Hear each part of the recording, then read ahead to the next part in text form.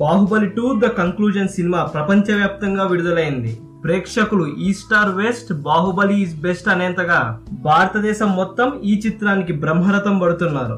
ఈ చిత్రంలో ఇంటర్వెల్ ముందు వచ్చే సీన్ ఈ సినిమాకి హైలైట్ గా నిలుస్తుందని చూసిన ప్రతి ఒక్కరూ చెబుతున్నారు. ఈ చిత్రానికి ఇంటర్వెల్ ముందు వచ్చే సీన్ ని పవన్ కళ్యాణ్ స్ఫూర్తితో ఆ సన్నివేశం రాశానని ఈ చిత్ర రచయిత విజయేంద్ర ప్రసాద్ చెప్పారు.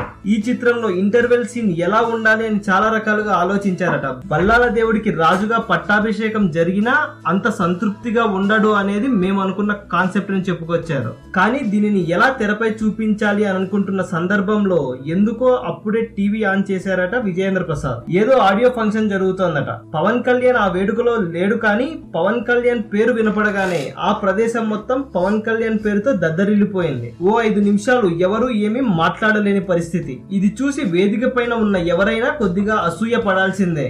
ఇలా పవన్ కళ్యాణ్ స్ఫూర్తిగా తీసుకొని ఇంటర్వెల్ ముందు వచ్చే సీన్ ని రాశానని చెప్పుకొచ్చారు దిగ్గజ రచయిత విజయేంద్ర ప్రసాద్.